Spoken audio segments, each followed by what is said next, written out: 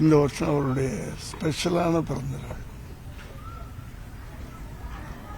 இத்தனை ஆண்டு காலம் ஒரு நடிகராக பிறந்தநாளை கொண்டாடினார். இன்னைக்கு தமிழக முதல்வராக உங்கள் எல்லாருடைய ஆதரவாலையும் தமிழ்நாட்டு மக்களுடைய ஆதரவாலையும் இந்த குழந்தைகளுடைய அன்புனாலையும் இன்னைக்கு அவர் சிஎம் ஆயிருக்காரு. நிறைய கனவுகளோடு இருக்காரு. அது ஒவ்வொன்றா நிச்சயமாக நிறைவேற்றுவார். அதுவும் இல்லாதவங்களுக்கு, ஏழைங்களுக்கு நிச்சயமாக நல்ல விஷயங்கள்லாம் பண்ணுவார். நிறைய கனவுகள் அதெல்லாம் நிறைவேற்றுறதுக்கு இதே தமிழ்நாட்டு மக்கள் அவருக்கு எப்போதுமே கூட இருந்து உதவி பண்ணணும். இதுதான் என்னுடைய ரிக்வெஸ்ட். வணக்கம். அவர் எந்த பிரச்சனைக்கும் பேச மாட்டேங்கிறாரு அப்படின்ற ஒரு விமர்சனம் வைக்கிறாரு சார்.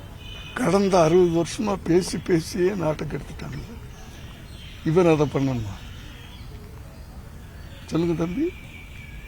பேசுறது முக்கியமா, செயல்படுறது முக்கியமா? செயல்படுறது தானே முக்கியம். செயல்படுறதா இல்லையா? படுற அப்புறம் எதுக்கு பேசணும்?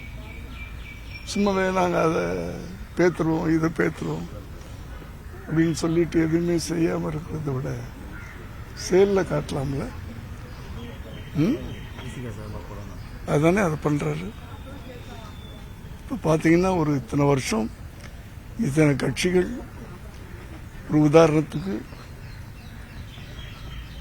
விசிகா இத்தனை வருஷம் அவங்க மக்களுக்கு நல்லது பண்ணணும், சர்வீஸ் பண்ணணும், அந்த நோக்கில் தானே ஒரு கட்சி ஆரம்பிச்சு பண்ணாங்க.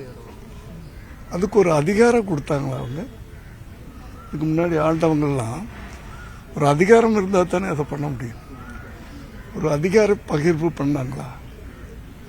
ஒரு வந்த உடனே எல்லாரையும் அரவணைச்சுக்கிட்டு எல்லாரும் நாட்டு மக்களுக்கு பண்றணும்னு ஆசைப்படுறாங்க.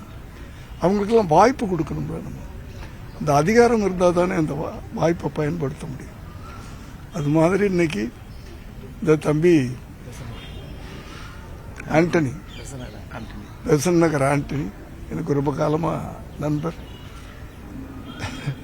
நான் தாவேக்கால இருக்கேன். அவர் விசிகா மூலமா கூப்பிட்டுருக்காரு. நல்ல விஷயங்கள். குழந்தைங்க, விஜய் அவர்களுக்கு குழந்தைங்கன்னா ரொம்ப பிடிக்கும். காலையில் இன்னைக்கு முதல் என்னுடைய செயல் அந்த குழந்தைகளுக்கு என் கையால் பலவிதமான சும்மா ஒரு 2 இட்லியை கொடுத்துட்டு அனுப்பல. அவர் இட்லி, தோசை, பூரி, சிக்கன், காலையில் சிக்கன் குழம்பு இவ்வளவு கொடுத்து அந்த குழந்தைகளை அவர் சந்தோஷப்படுத்துறாரு. கல்வி உபகாரங்கள், நோட்டு புக்கு எல்லாம் கொடுக்குறாரு. அவரை நான் என்கரேஜ் பண்ணணுமா இல்லையா? அதுக்காக நானே அவருடைய ரிக்வெஸ்ட்டை ஏற்றுக்கிட்டு இதை பண்ணியிருக்கிறேன். அவர் வாழ்க, அவருடைய கட்சியும் வாழ்க. நன்றி. வணக்கம்.